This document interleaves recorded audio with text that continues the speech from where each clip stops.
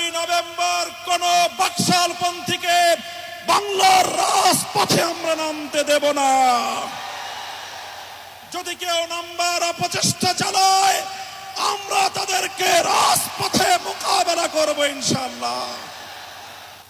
রাজনৈতিক পক্ষগুলোকে বলতে চাই, আমরা রক্ত দিয়েছি বালাকোটে, আমরা রক্ত দিয়েছি শাপলা চত্বরে, আমরা রক্ত দিয়েছি 2015 সালে, রক্ত দিয়েছি 2021 সালে, রক্ত দিয়েছি জুলাই বিপ্লবে। আমাদের মুখোমুখি দাঁড়াবার চেষ্টা করবেন না। আমরা রক্ত দিয়ে অধিকার আদায় করি, রক্ত দিয়ে বাংলাদেশ কিনেছি, রক্ত দিয়েই বাংলাদেশের স্বাধীনতা রক্ষা করব ইনশাআল্লাহ। সংগ্রামী সাথী ও বন্ধুগণ, জুলাই বিপ্লবের আমার সকল সহযোদ্ধাদেরকে আমি বলতে চাই, রাজনৈতিক মতবিরোধ থাকতে পারে, নির্বাচন নিয়ে মতপার্থক্য থাকতে পারে, আপনারা যার যার নির্বাচন করবেন সেটা পরের কথা। আসুন, যারা জুলাইয়ের বিপ্লবের রাজপথে ছিলেন, জুলাই বিপ্লবের সনদের আইনি ভিত্তি কার্যকর করার জন্য আমরা হাতে হাত রাখি। সংগ্রামী সাথী ও বন্ধুগণ, সর্বশেষ বক্তব্য, আগামী 13ই তারিখ জুলাই সনদের গণভোটকে কেন্দ্র করে সরকারি সিদ্ধান্তের দিকে আমরা তাকিয়ে আছি। সরকার যদি জনগণের শান্তিপ্রিয় ভাষা বুঝতে ব্যর্থ হয়, আবার বলছি, সরকার যদি 8 দলীয় নেতৃবৃন্দের শান্তিপ্রিয় ভাষা বুঝতে ব্যর্থ হয়, যেই ভাষায় বললে সরকার বুঝবে আমরা সেই ভাষাই প্রয়োগ করব, সেই কর্মসূচি ঘোষণা করব ইনশাআল্লাহ। নারায়ে তাকবীর, নারায়ে তাকবীর।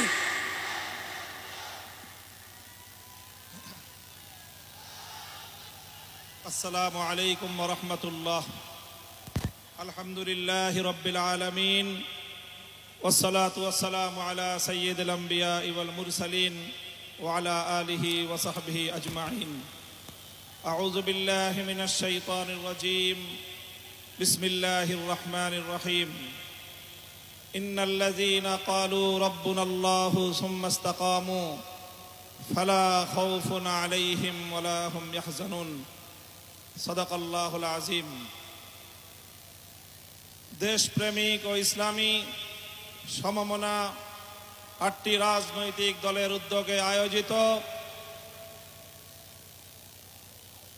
জুলাই সনদ বাস্তবায়নে নির্বাচনের পূর্বে, জাতীয় নির্বাচনের পূর্বে গণভোট আয়োজনের দাবি সহ 5 দফা গণদাবিতে আজকের এই জনসমুদ্রে পরিণত গণসমাবেশে উপস্থিত সংগ্রামী সভাপতি হযরত পীর সাহেব চরমনাই, মুফতি সৈয়দ মোহাম্মদ রেজাউল করিম, উপস্থিত আজকের এই গণসমাবেশের উপস্থিত সংগ্রামী প্রধান অতিথি বাংলাদেশ জামাতে ইসলামীর মোহতারাম আমির জনাব ডক্টর শফিকুর রহমান সহ জাতীয় নেতৃবৃন্দ, সমবেত 8 দলের নেতাকর্মী ও সংগ্রামী দেশবাসী,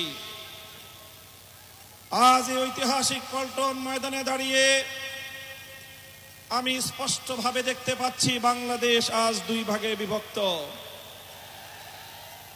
এক ভাগ 72-এর বাকশালপন্থী, আর এক ভাগ জুলাইয়ের বিপ্লবপন্থী।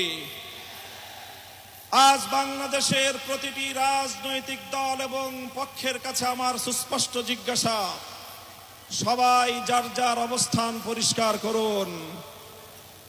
হয় আপনি জুলাই বিপ্লবের পক্ষপাতী, আর না হয় আপনি 72-এর বাকশালপন্থী। 72-এর পরাজিত বাকশালপন্থীরা আগামী 13ই নভেম্বর বাংলাদেশের বিরুদ্ধে লকডাউনের নামে যুদ্ধের ঘোষণা দিয়েছে। আমি ঘোষণা করতে চাই, সংগ্রামী সাথী ও বন্ধুগণ, 2024-এর জুলাই বিপ্লব সহস্রাধিক তাজা প্রাণের রক্তের বিনিময়ে অর্জিত এই বিপ্লব। এই বিপ্লবের ভিত্তিতে আগামী বাংলাদেশ পরিচালিত হওয়ার জন্যই ঐক্যমতের ভিত্তিতে জুলাই সনদ প্রণীত হয়েছে। এই জুলাই সনদ কোন কাগজে সনদ হিসেবে আমরা দেখতে চাই না। জুলাই সনদকে আমরা আগামীর বাংলাদেশের রূপরেখা হিসেবে দেখতে চাই।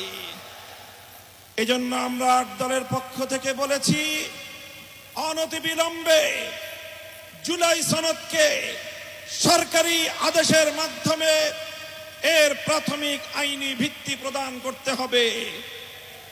এরপরে আগামী ত্রয়োদশ জাতীয় সংসদ নির্বাচনের পূর্বেই গণভোটের মাধ্যমে জুলাই সনদকে চূড়ান্ত আইনি ভিত্তি প্রদান করতে হবে। এর ব্যত্যয় হলে জুলাই বিপ্লব পন্থীরা বরদাস্ত করবে না, সেটা মানবে না।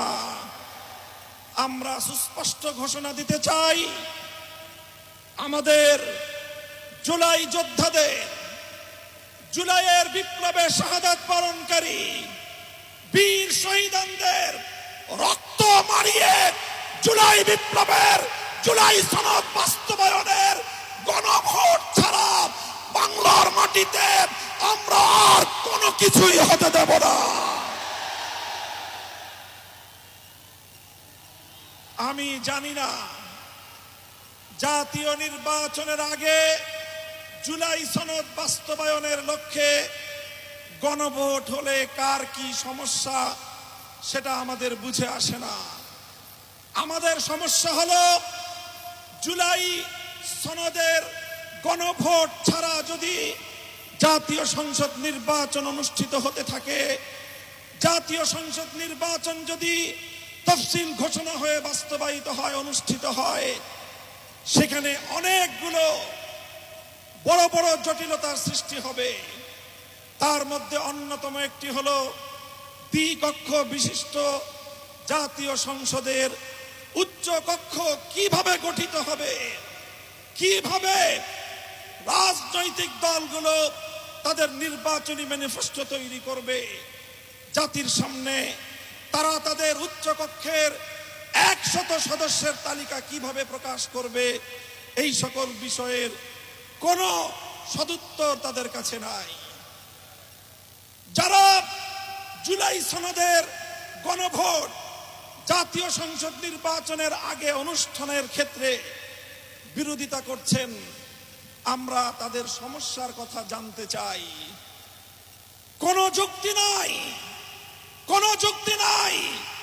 তারা জুলাই সনদের বাস্তবায়নকে ঠেকিয়ে দিয়ে বাংলাদেশে আবার ফ্যাসিবাদ কায়েম করবার ষড়যন্ত্র করছে।